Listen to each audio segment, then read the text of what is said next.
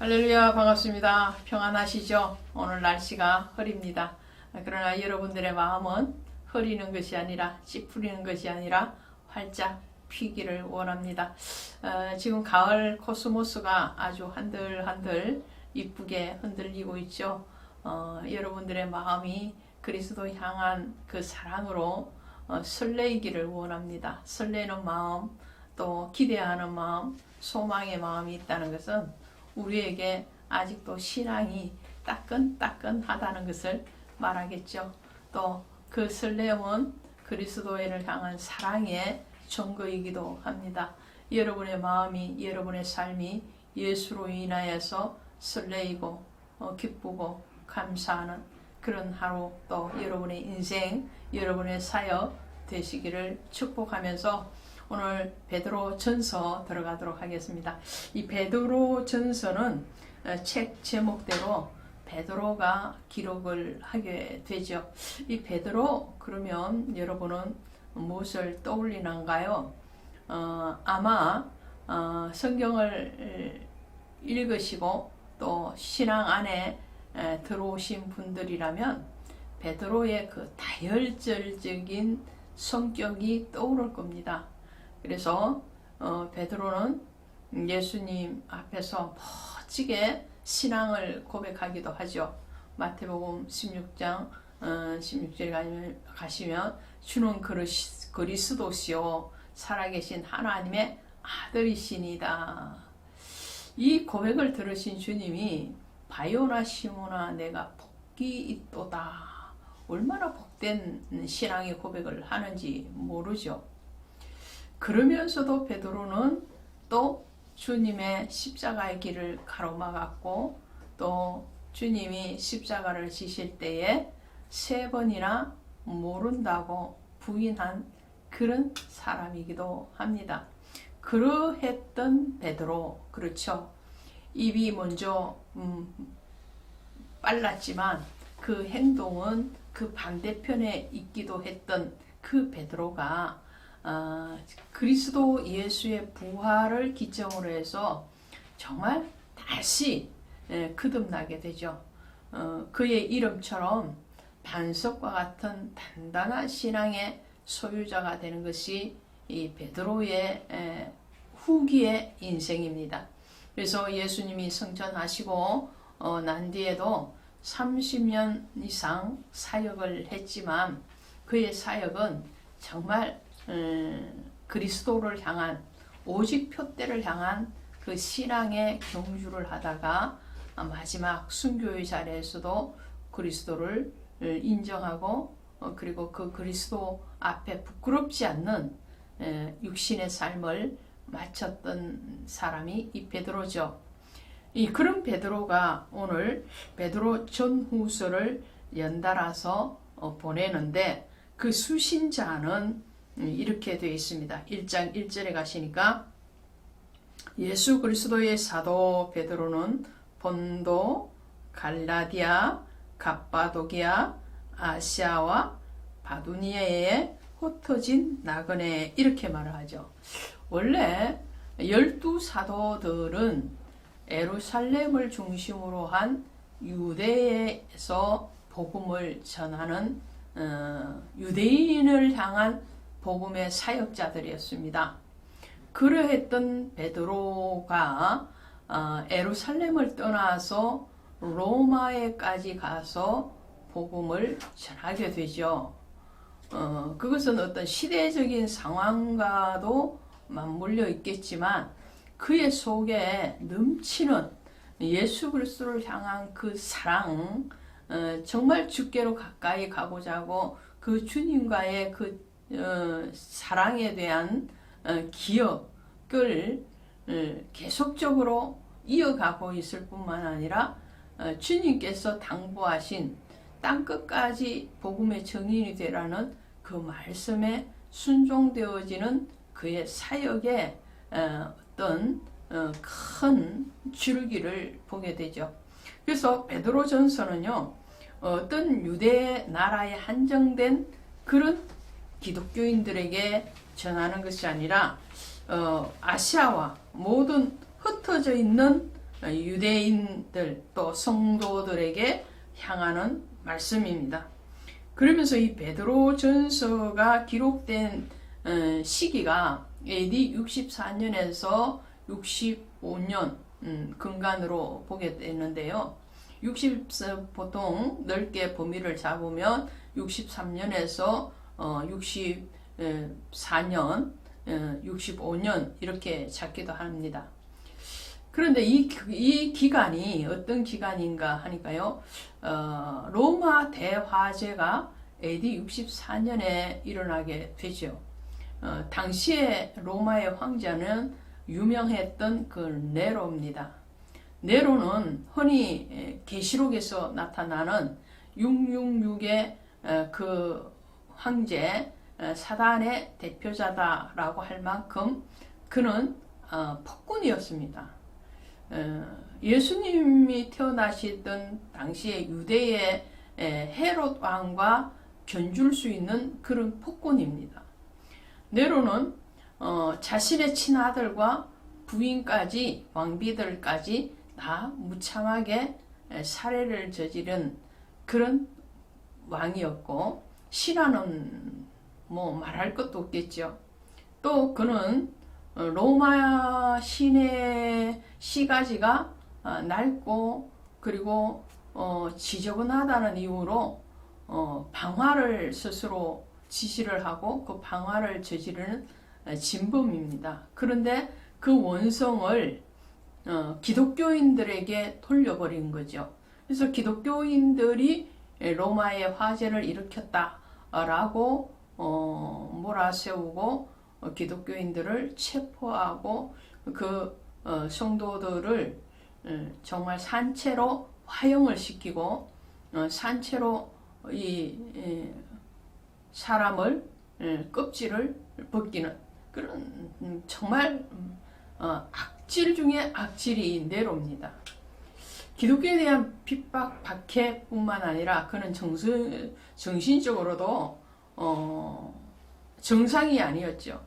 그래서 그 사랑하는 아내를 자신의 손으로 죽이고 난 뒤에 그 아내와 닮은 젊은 남자 신하를 남창을 들이고 그리고 그들을 여성화시켜서 동침하고 또 유랑을 떠나는 그런 폭군이었습니다. 결국은 그의 종말이 비참하게 쫓겨나다가 잡혀서 죽음을 당하게 되지만 이 베드로전서가 쓰여졌던 그 시대적인 배경이 바로 그러한 시대였습니다.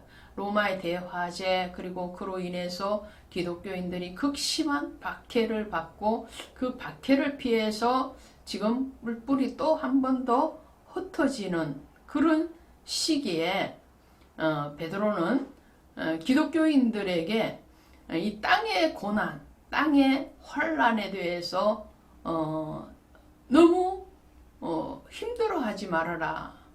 그 환란은 잠깐 오는 것이고 그리고 그 환란이 전부가 아니고 영원한 하늘의 소망이 있는 것이다 라고 천명을 하고 있는 것이 바로 이 베드로 전후서라고 할 수 있겠습니다.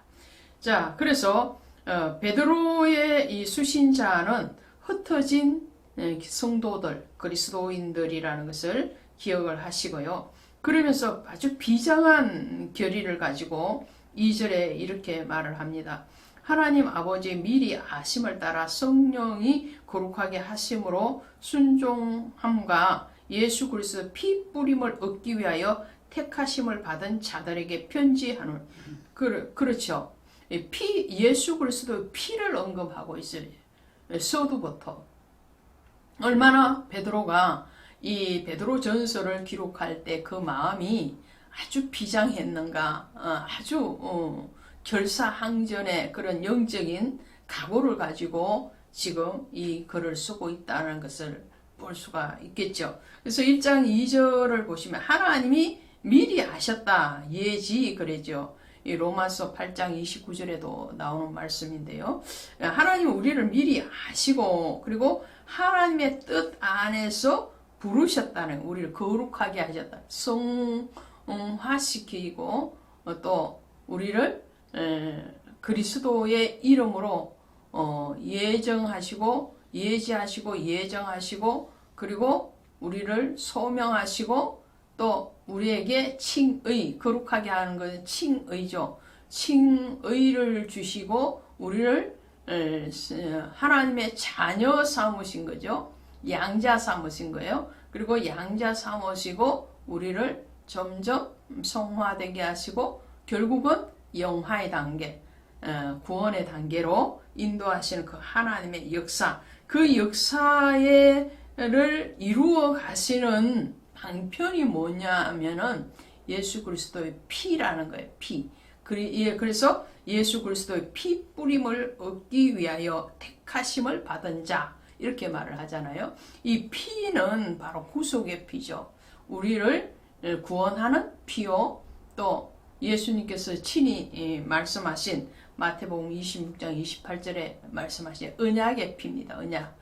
구원에 대한 언약의 그 피를 전제로 해서 지금 베드로는 편지를 쓰면서 예수 그리스도 안에서 은혜와 평강이 너희에게 더욱 많을지어다. 이 은혜와 평강, 이 현실적인 은혜와 평강, 삶적으로 녹아내리는 그런 세상적인 평강이 아니에요. 여기서 평강은 앞서 말씀드린 것처럼 환난과 고난 가운데 있다 할지라도 주님이 주시는, 주님 안에 있는 자가 누리는 참 평강을 말을 하는 거죠. 그러면서 3절에서 다시 한번 이렇게 말합니다. 그의 많으신 긍휼대로 예수 그리스도로 죽은 자 가운데서 부활하게 하심으로 말미암아. 그렇죠. 하나님을 찬송하는데 그 하나님의 찬송의 가장 첫 번째 찬송의 이유, 그것은 바로 그리스도 예수를 부활하게 하셨다. 그래서 우리에게도 그 부활의 산 소망이 있겠다라는 거죠. 그래서 우리에게 주신 이 소망, 산 소망은 바로 부활의 소망이죠. 또 있습니다. 4절에 보니까 천국의 소망이 나오죠. 이것은 어때요? 하늘의 유업을 잇는 거예요. 썩지 않고 더럽지 않고 쇠하지 아니하는 유업을 잇게 하나니 곧 너희를 위하여 하늘에 간직한 것이니라. 하늘의 기업을 얻는 거예요. 하늘의 기업. 하늘의 기업이라는 것은 천국을 얘기해줘. 영생에 대해서 얘기합니다. 또 4절에서 이렇게 말씀하실 뿐만 아니라 5절에 가면 더 구체적으로 얘기를 해요. 말세에 나타나기로 예비하신 구원을 얻기 위하여 믿음으로 말미암아 하나님의 능력으로 보호하심을 받아내니라. 이 구원, 그죠? 천국에 대해서, 그 천국에 대해서 좀 더 현실적으로 바로 그것은 구원이다 라고 얘기를 하는 거죠. 9절에 가시면 한 번 더 이렇게 합니다. 믿음의 결국 곧 영혼의 구원을 받음이라 그랬어요. 그리고 23 뒤에 넘어가셔서 23절에도 보시면 너희가 거듭난 것은 썩어질 씨로 생 것이 아니요 썩지 아니하는 씨로 되어 있으니 곧 하나님의 말씀이다. 그렇죠.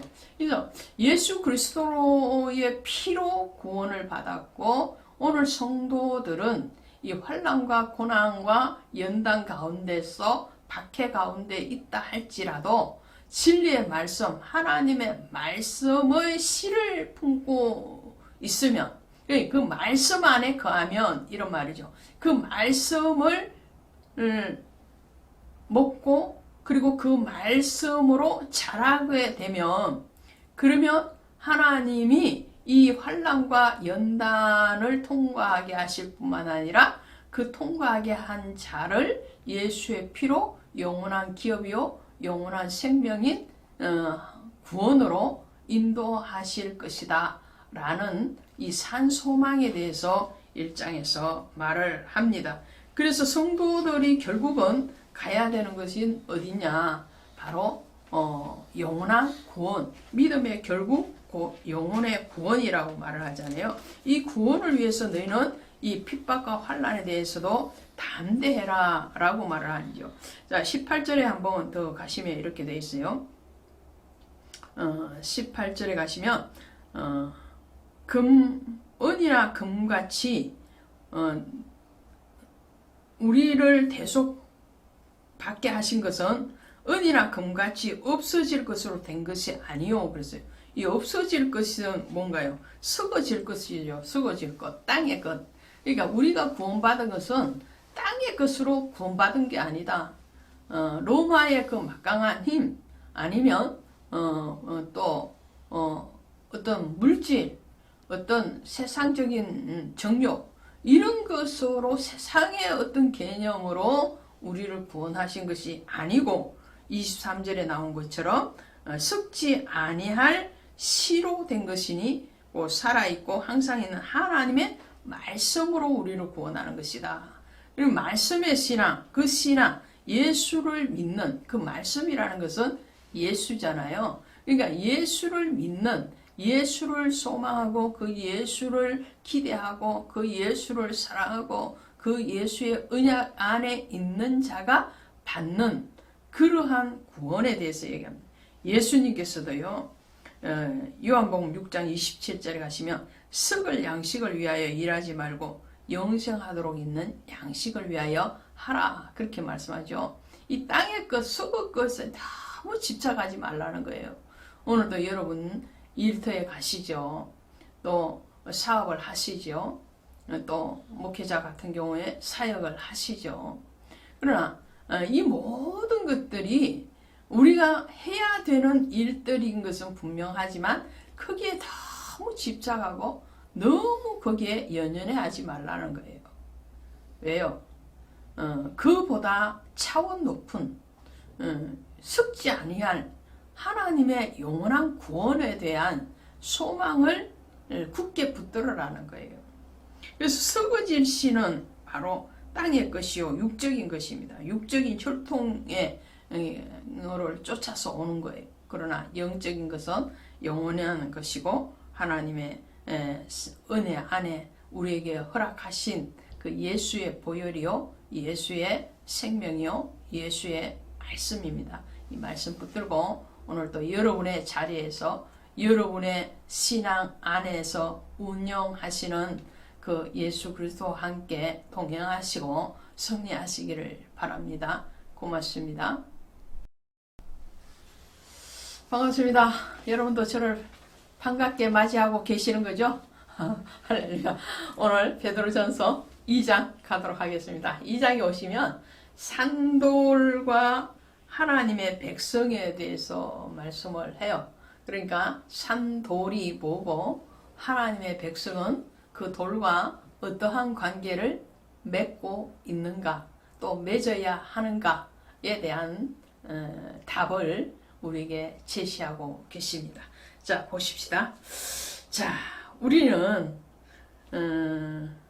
4절에 보시면 사람에게는 버림바가 되었으나 하나님께서는 택하심을 입은 보배로운 산돌이신 예수께 나아가. 할렐루야. 그러니까 산돌은 누구라는 거예요? 예수죠. 예수. 예, 그 예수가 산돌이에요. 그러면 우리는 어떠냐? 자, 보십시오.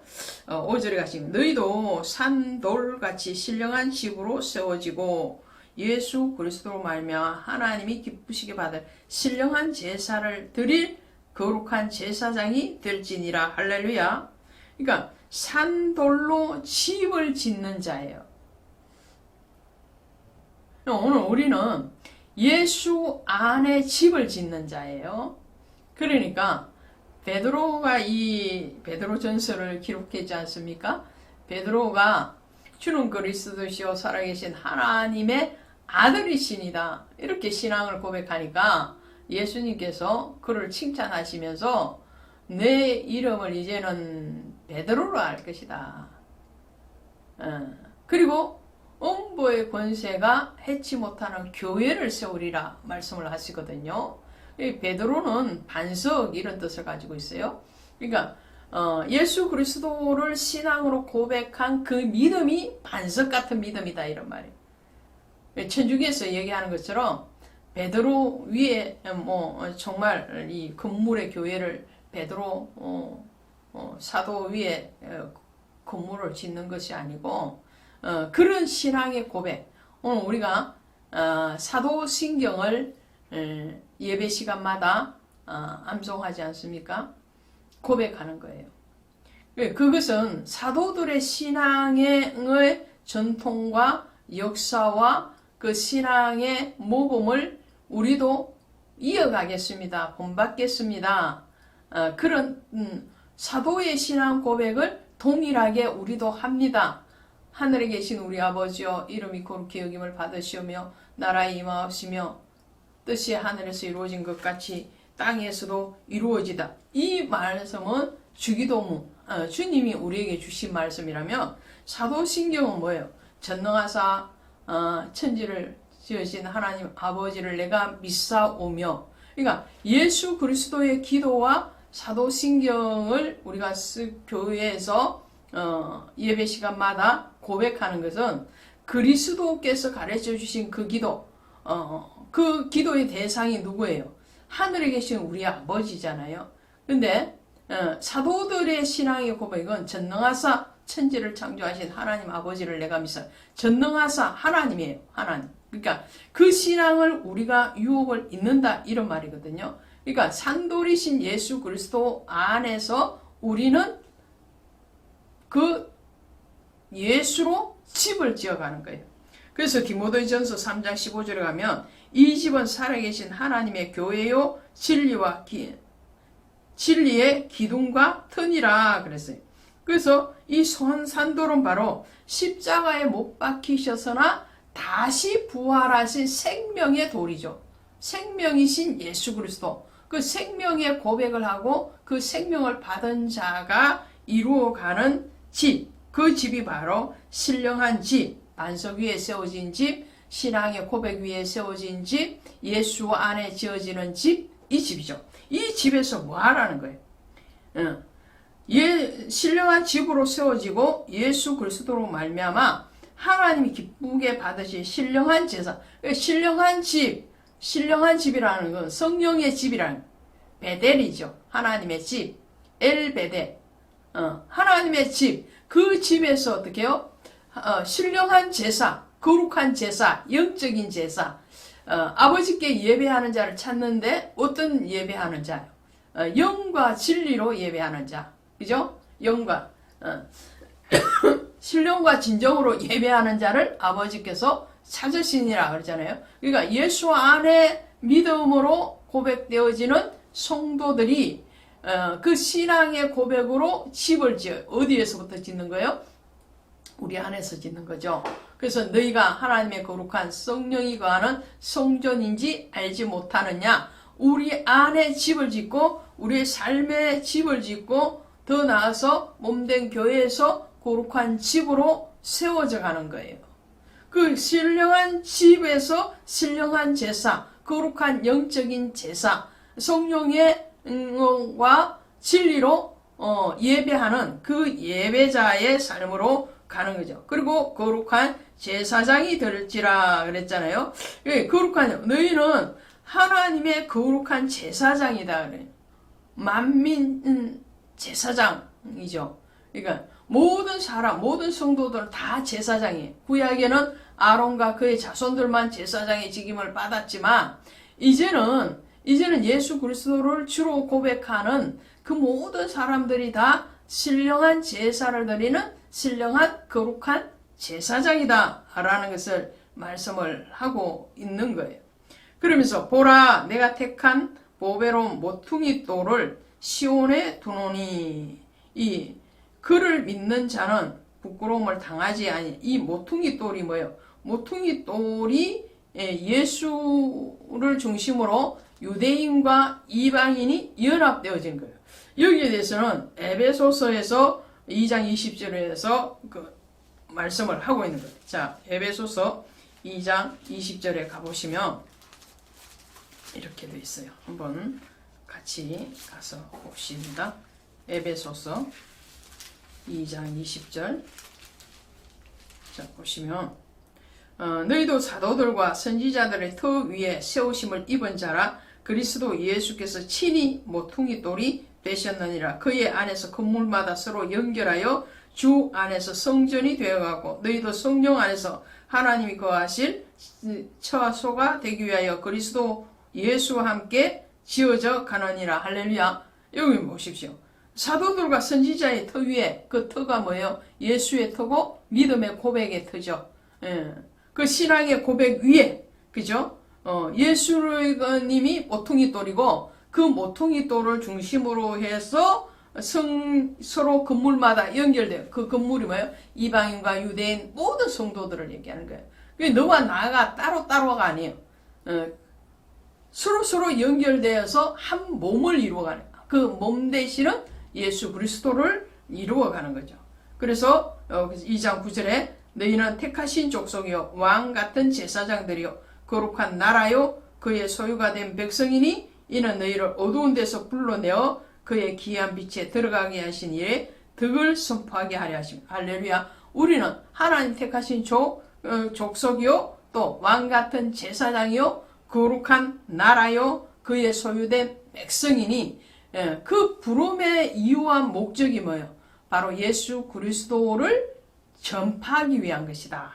전파하기 위해서 우리를 부르시고 우리에게 은혜 주시고 우리에게 구원을 약속하시고 그 구원의 나라와 기업을 이루게 하시는 거죠. 그러므로 예수 그리스도의 고난에 대해서 우리는 순종하고 복종하라 라는 말씀을 19절부터 쭉 합니다. 그래서 부당하게 고난을 받아도 하나님을 생각함으로 그것을 참으라. 이 베드로 전서가 기록될 때에 그 박해의 그 현장 중심에서 베드로는 지금 외치는 거예요. 박해를 받아도 고난을 받아도 그리스도 예수를 참으면 유익할 것이다. 그리고 그 의를 위해서 박해를 받는 자는 복이 있나니 천국이 그들의 것임이니라. 주님의 말씀을 상기시키는 거예요. 또 로마서 12장 14절에 가면 박해하는 자를 축복하라 그러죠. 그러면서 그 원수 갚는 것은 죽게 있다고 하는 거예요. 성도가 그 원수를 갚으려고 막 다툼을 하지 않는다는 그 말씀을 지금 베드로 후서 2장, 전서 2장에서 쭉 밑으로 내려가면서 말씀을 합니다. 그러면서 우리는 어떻게 해요?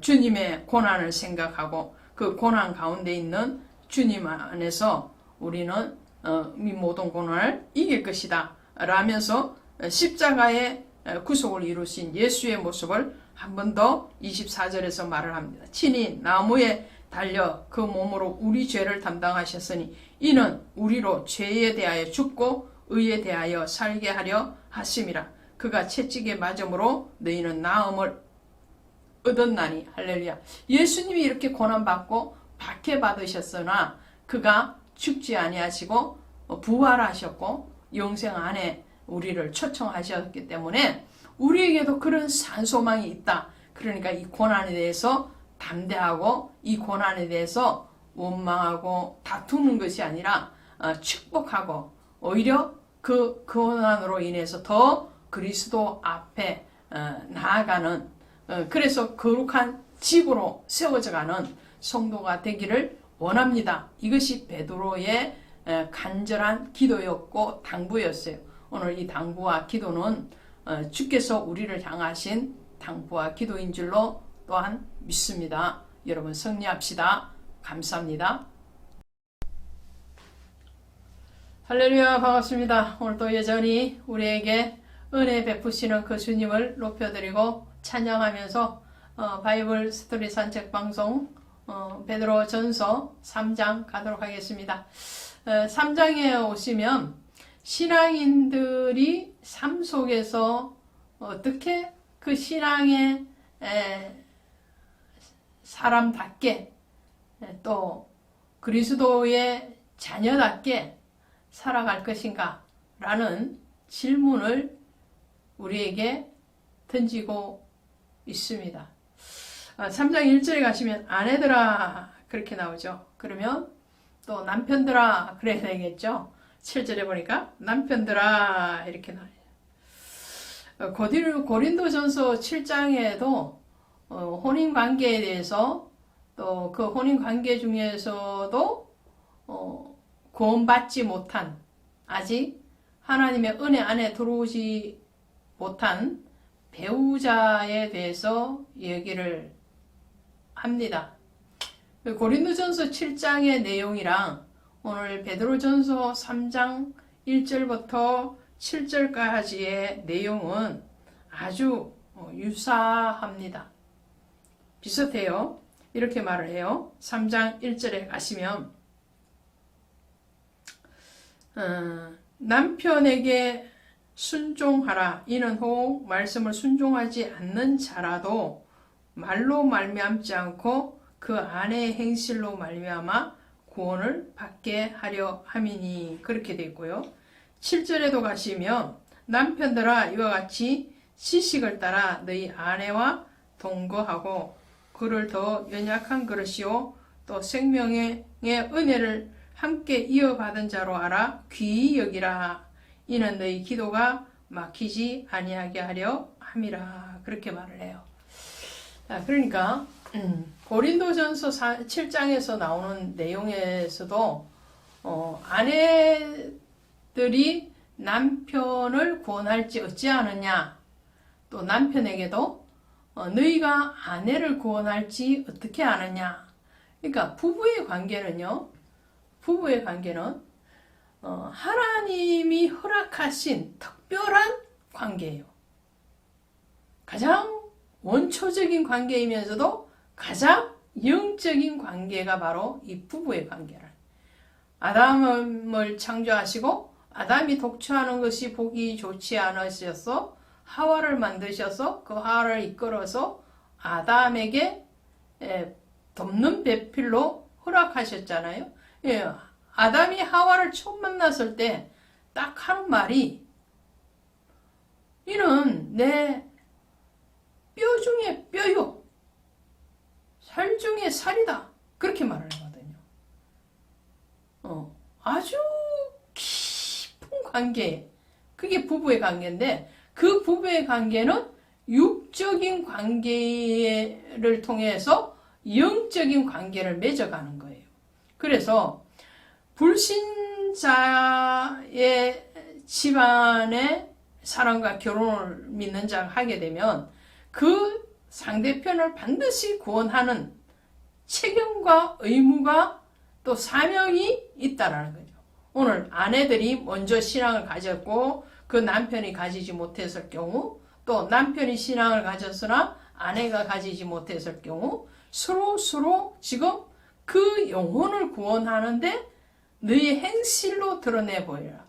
이 가정에서 가장 구원하기 힘든 사람이 누구냐? 배우자, 또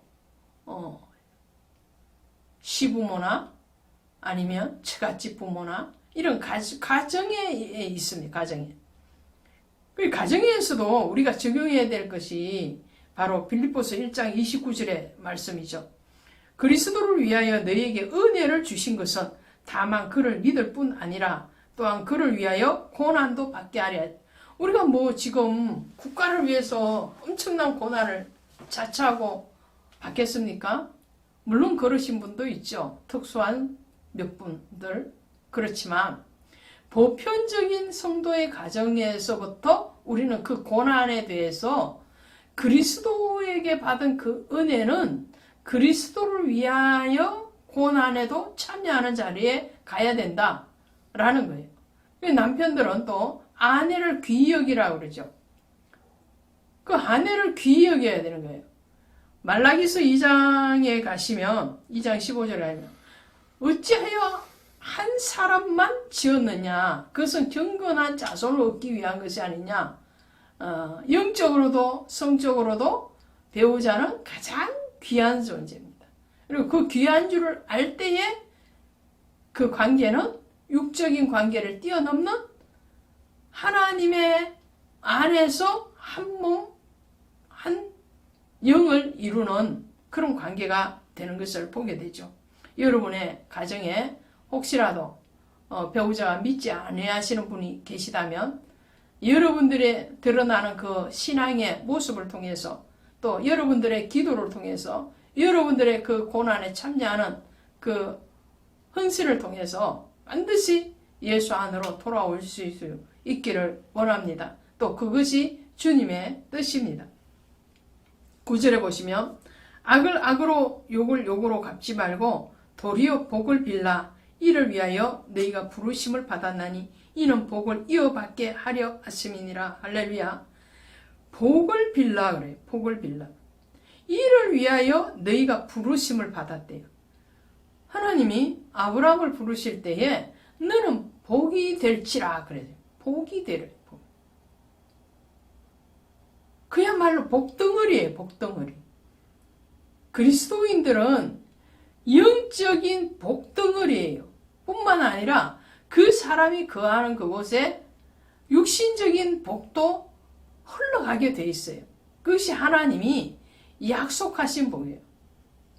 하나님이 우리에게 주시는 어마어마한 그 천국의 복뿐만 아니라 이 삶에서도 서로 화평하고 화목하고 사랑하는 것.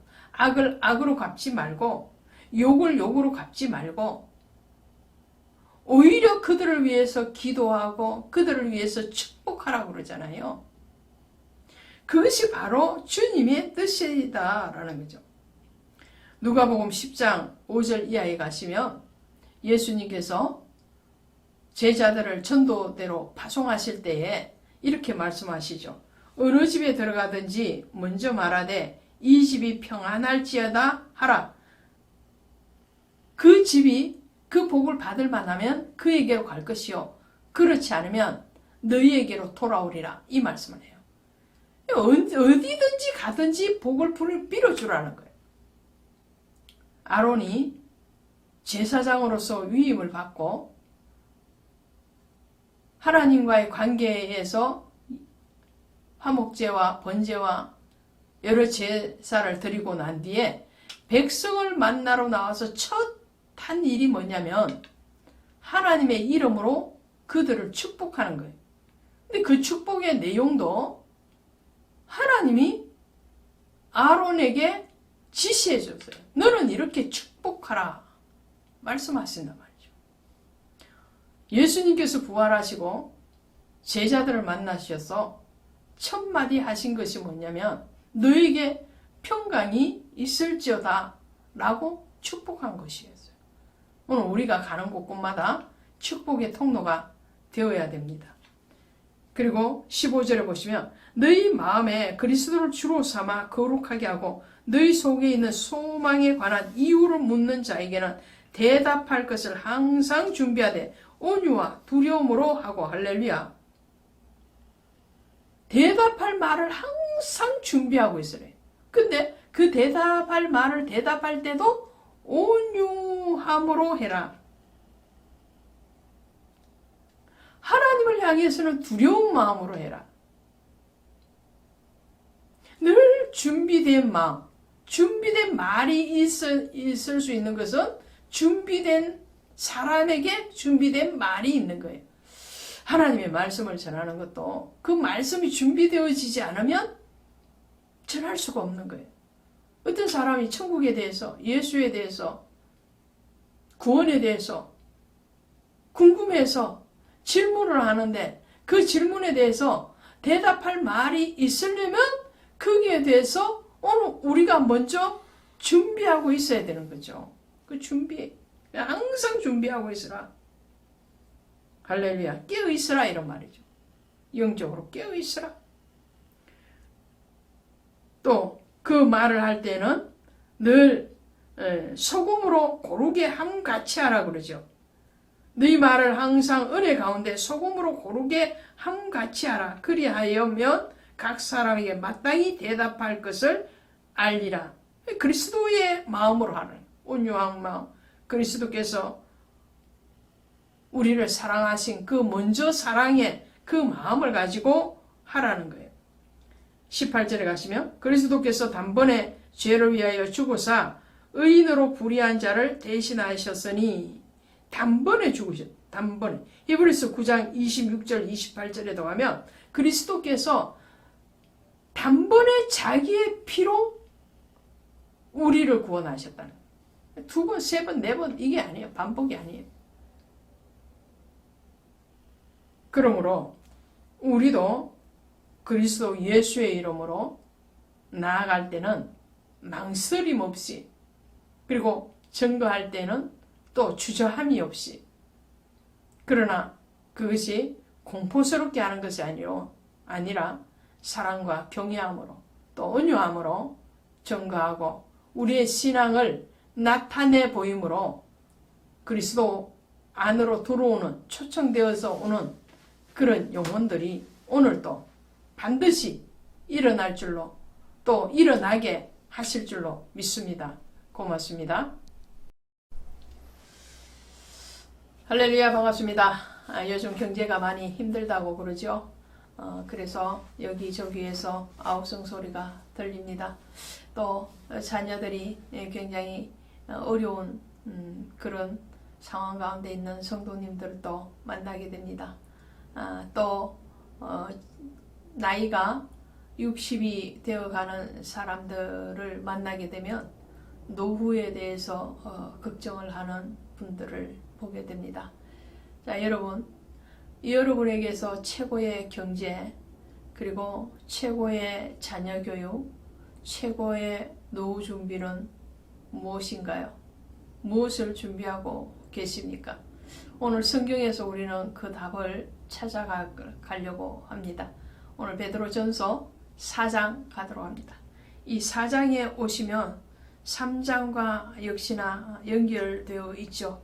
3장에서 성도님들의 어떤 신앙의 시간들에 대해서 얘기했다면 이 4장도 고난 가운데 있는 성도들이 어떻게 신앙생활을 끝까지 인내하고 잘 지켜야 되는가에 대해서 말을 하고 있습니다.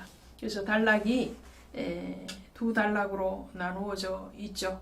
크게 보면 세 단락인데 두 단락으로 보실 때는 1절부터 우리 11절까지 보게 됩니다. 1절부터 11절까지는 하나님 앞에 은혜로 부름받은 성도가 이 땅을 살면서 청지기적인 삶을 살아야 된다라고 말을 합니다. 그리고 12절부터 19절까지 가면 그리스도의 고난에 동참하는 성도의 자세를 얘기하고 있어요. 자, 그러면 하나씩 살펴보시면 이렇게 되어 있죠. 1절에 보시니까 그리스도께서 이미 육체의 고난을 받으셨으니 너희도 같은 마음으로 갑옷을 삶으라. 이는 육체의 고난을 받은 자는 죄를 그쳤음이니라. 그랬어요. 앞에 나오는 1절 맨 앞에 나오는 육체의 고난은 그리스도의 고난에 대해서 얘기합니다. 그러니까 그리스도의 고난은 바로 십자가의 죽으심에 대해서 말씀을 하는 거죠. 십자가의 대속에 대해서 말을 하고 있어요. 그리고 뒤에 나오는 이는 육체의 고난을 받은 자는 이렇게 되어 있죠. 여기서 육체의 고난은 바로 성도로 부름받은 오늘 저와 여러분을 포함한 모든 그리스도인들이 이 땅에서 받게 되는 믿음의 고난에 대해서 얘기합니다. 우린 대속의 고난은 아니에요. 예수 그리스도께서 이미 대속의 고난을 당하셨고 그 고난을 완성하셨죠. 단번에 자신의 몸을 산제물로 드려서 대속을 완성하셨기 때문에 우리는 대속의 고난은 아니에요. 그러나 베드로가 로마에 흩어져 있는 교회들 성도들을 향하여서 말을 했던 것처럼 오늘 우리도 이 땅을 살면서 성도로서 믿음의 고난을 받는 거죠. 그 믿음의 고난이라는 것은 믿음을 지켜내기 위한 고난이에요. 그리고 그 믿음을 확산시키기 위한 고난이죠. 그 고난에 동참된 자는 죄를 그쳤다. 어떤 죄를 얘기하는 건가요? 바로 세상적인 죄, 그 죄에 대해서 얘기한단 말이죠. 그러면서 이렇게 말을 합니다. 3절에 보시니까 너희가 음란과 정욕과 술 취함과 방탕과 향락과 무법한 우상 숭배를 하여 이방인의 뜻에 따라 행한 것은 지나간 때로 족하도다. 이제는 어떻게 된 거예요? 그리스도의 고난에 우리를 초청하셨어요.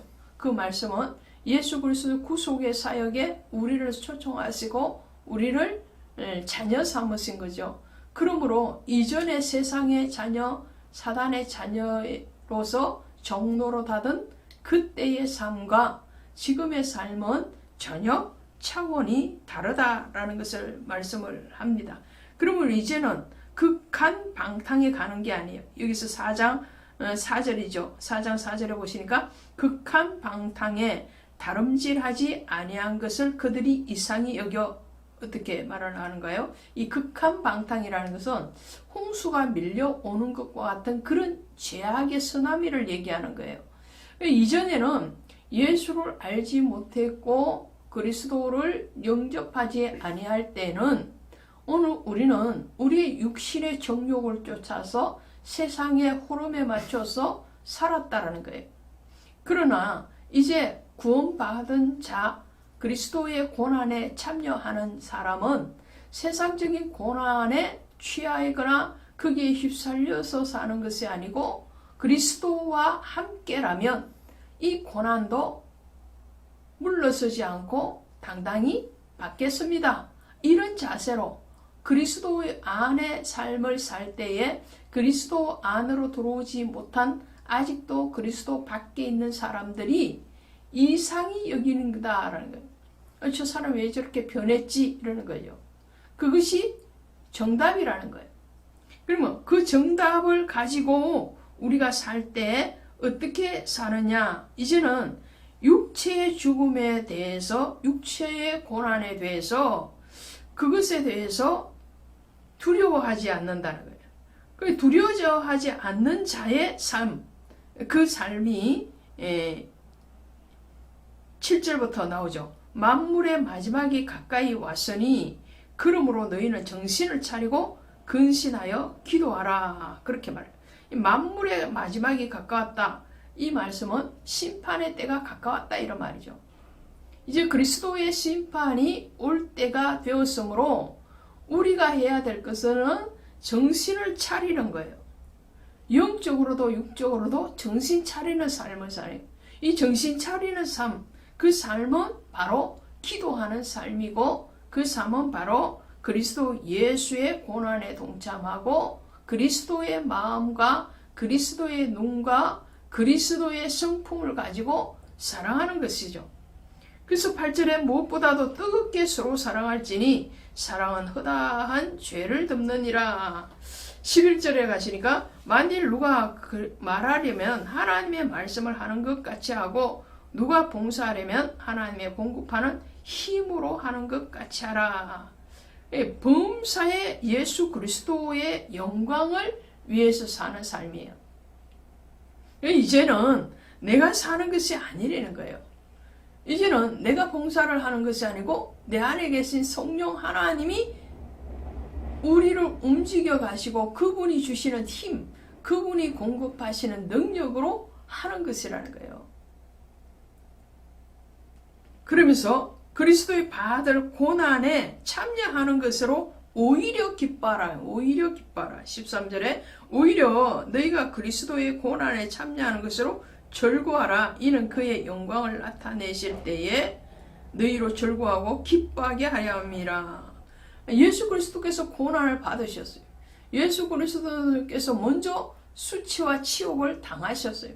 그러므로 우리가 복음으로 인해서 믿음을 경주하고 그 믿음을 지키고 그 믿음을 전파하는 일에 의로운 고난, 박해, 치욕을 당하는 일이 있다 할지라도 그것은 수치가 아니고 그것은 오히려 하나님의 영광을 위한 것이요 그 영광에 참여하는 것이기 때문에 절구하고 기뻐하라. 왜? 하나님의 심판의 때에 그리스도의 고난에 참여한 자들에게 하나님이 행하실 선한 일이 있기 때문이라는 거죠. 17절에 이렇게 말합니다. 하나님의 집에서 심판을 시작하실 때가 되었나니 만일 우리에게 먼저 하면 하나님의 복음을 순종하지 아니하는 자들에게 그 마지막은 어떠하며, 그러면서 뭐라고 말을 하느냐면요, 19절에 이렇게 말을 하죠. 그러므로 하나님의 뜻대로 고난을 받는 자들은 또한 선을 행하는 가운데서 그 영혼을 미쁘신 창조주에게 의탁할지니라. 하나님의 집에서 심판을 시작한대요. 그래서 우리는 더 깨어 있어야 되고, 더 사랑해야 되고, 더 기도해야 되는 거예요. 왜요? 세상에서 심판을 시작한다고 하시는 것이 아니라 그리스도 하나님의 집에서 이 세상의 혼탁한 죄악에 휩쓸려간 성도들과 교회들에 대해서 징계하신다는 말씀이에요. 성결하게 하기 위한, 거룩하게 하기 위한 연단을 하나님의 집, 교회에서 먼저 시작, 성도로부터 출발을 한다는 거예요. 마태복음 3장 12절에 가시면 이렇게 되어 있죠. 마태복음 가시면 3장 12절에 가시면 손에 키를 들고 자기의 타작마당을 정하게 하사 알곡은 모아 곳간에 들이고 죽정이는 끄지지 않는 불에 태우리라. 할렐루야. 하나님의 심판이 하나님의 집에서 주가. 마태복음 가니까 알곡과 죽정이를 갈라내는 작업을 자기 타작마당에서, 남의 타작마당에서 가서 타작을 하는 게 아니에요. 하나님의 자기 집 타작마당에서 타작을 한다. 오늘 성도가 참 성도, 참 교회가 되어야 된다는 거죠. 서두에 말씀드린 것처럼 경제가 어렵다고 합니다. 자녀 교육이 어렵다고 합니다. 노후에 대해서 염려가 많다고 합니다. 그 모든 것을 정말 최고의 노후 준비, 최상의 자녀 교육, 그리고 가장 부한 것은 어디에서 나오느냐 하니까요, 세상의 기준으로 나오는 것이 아니고 믿음 생활 잘 하는 겁니다. 믿음 생활 잘하고 신앙생활 바르게 하면 하나님이 그 사람을 건지시고 그 사람에게 하나님의 심판의 때에 선한 것을 행하시리라 약속하고 계십니다. 그 약속 붙들고 고난 가운데서도 하나님 앞에 부름받은 성도의 몫을 잘 감당하시는 여러분 모두가 되시기를 바랍니다. 고맙습니다. 할렐루야, 반갑습니다. 오늘도 여전히 그리스도 예수의 이름으로 여러분들을 사랑하고 축복합니다. 오늘 베드로전서 5장 가도록 하겠습니다. 이 5장에 보시면 하나님의 양무리들을 어떻게 칠 것인가, 그 치라라는 말을 하고 있어요. 또 바울의 서신과 마찬가지로 이 베드로도 마지막 인사로 이 서신을 마감하고 있는 것을 보게 됩니다. 자, 그러면 5장 1절에 이렇게 말을 하죠. 너희 중 장로들에게 권하노니 나는 함께 장로된 자요 그리스도의 고난의 정인이요 나타날 영광에 참여할 자니라. 자, 장로라는 교회의 직분적인 것을 얘기할 수도 있겠고요. 또 더 넓은 범위로 목회자라고 할 수도 있겠죠. 오늘 이 방송을 들으시는 많은 성도님들이 장로님, 헌법상 장로나 목회자는 아니겠죠. 그러면 오늘 우리에게서 장로에게 말하노니, 권면하노니 라고 했을 때, 내 소리는 아니야, 내가 들을 소리는 아니야, 이거 우리 목사님 들어야 될 소리네, 이렇게 말씀을 하신다면 여러분에게는 아직 은혜가 5% 부족한 겁니다. 성경은 언제나 나에게 말씀하시는 하나님의 음성입니다. 그 나에게 말씀하실 때 이 장로라는 개념은 어떤 걸까요? 나의 사랑하는 자녀들아, 혹은 신앙의 생활을 오래 했던 너 누구는 이렇게 말씀합니다. 자, 어찌하였든 우리에게 주시는 이 말씀이라는 가장 기초적이고 가장 정확한 적용을 함으로써 오늘 여러분에게 이 말씀은 누구에게 들어야 되는 말씀이 아니라 나에게 주시는 하나님의 말씀이 될 것입니다. 자, 2절에 이렇게 말할, 너희 중에 있는 하나님의 양무리를 치되 억지로 하지 말고 하나님의 뜻을 따라 자원함으로 함으로 더러운 이득을 위하여 하지 말고 기꺼이 하며. 요한복음 21장에 가시면 예수님께서 부활하시고 갈릴리로 제자들을 찾아가시죠. 그리고 대표 주자로 베드로와 대화를 하시게 됩니다. 그때 베드로에게 너는 나를 사랑하느냐? 너는 나를 사랑하느냐? 너는 나를 사랑하느냐? 라고 물어보시고, 그리고 주시는 말씀이 내 양을 치라, 내 양을 먹여라, 이런 말씀을 하셨단 말이죠. 오늘 여러분에게 서두에 말씀드린 것처럼 이 말씀을 적용하면 나는 양이 없어, 이렇게 말씀을 하실 수도 있겠죠. 양은 나의 양이 아니고 하나님의 양이에요. 이 양이라는 개념은 하나님이 택하신 성도라는 개념이죠. 그러면 목회자는 목회자로서 나에게 맡겨주신 하나님의 성도들을 잘 보살피고 잘 인도하고 잘 지도해야 되겠다라는 말씀이면 되겠고, 성도님이시라면 내게 해당 안 되는 말이 아니라 나와 함께 신앙생활하는 그 성도님들을 잘 섬겨드려야 되겠구나.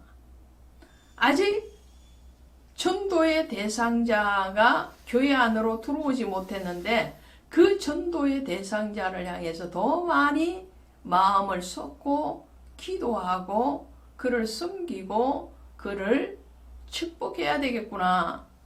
이런 말씀으로 받아야 되는 거죠. 그리고 더러운 이득을 위하여 하지 말고, 여러분 중에는 그런 분이 없겠지만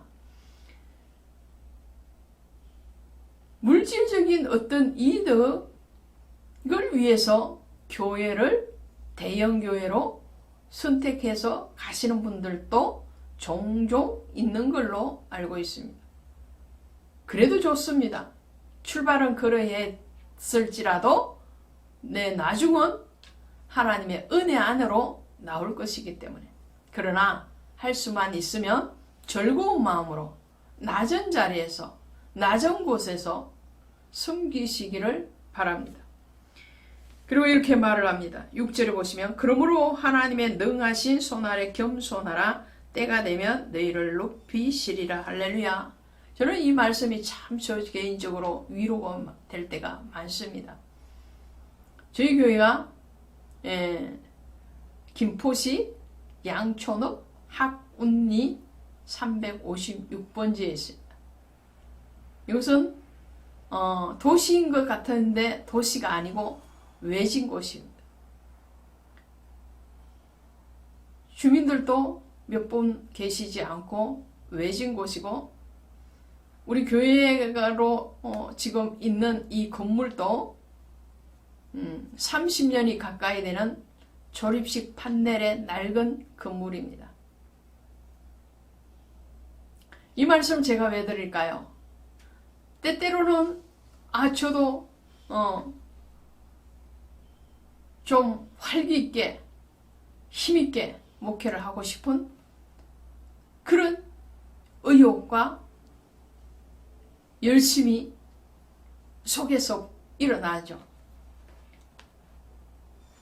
그리고 현실에 대해서 조금 침체기를 겪을 때도 있습니다.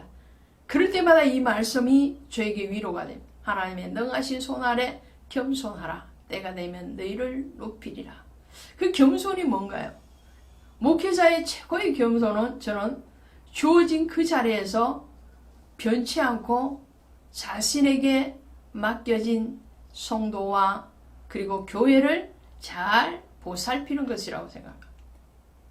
그러면 때가 되면 저를 높이는 것이 아니라 하나님의 영광을 위해서 교회를 사용하시리라 믿습니다. 자, 그래서 10절에 이렇게 말을 합니다.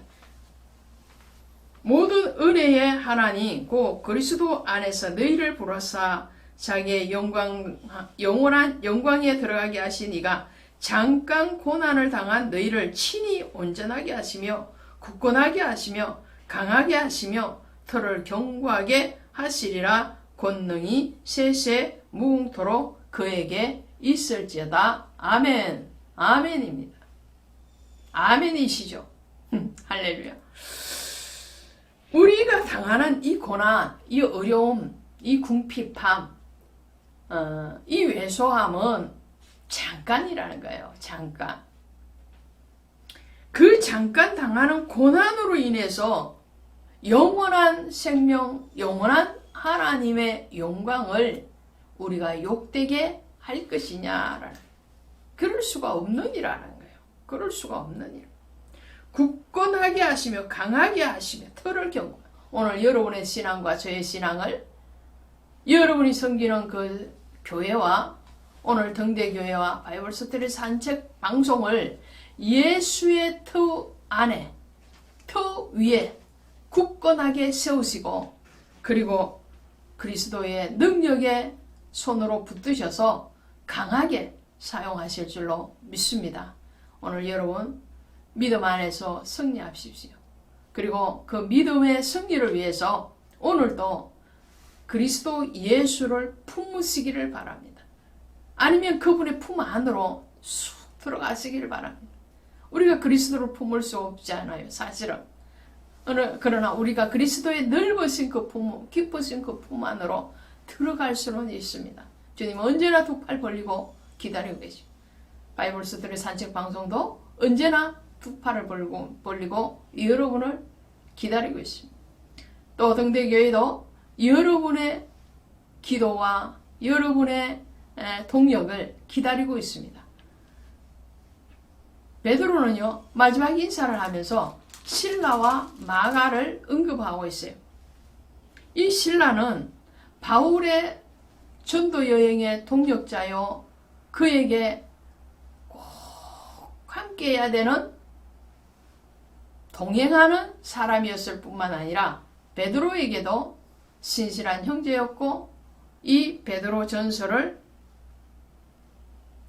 로마에 전달하는 그런 동행자였습니다. 뿐만 아니라 오늘 나오는 교회를 얘기할 때 이렇게 말해요. 13절에 가시 택하심을 함께 받은 바벨론에 있는 교회가, 여기서 바벨론에 있는 교회가 라는 말은 로마에 있는 교회라는 말을 하고 있어요.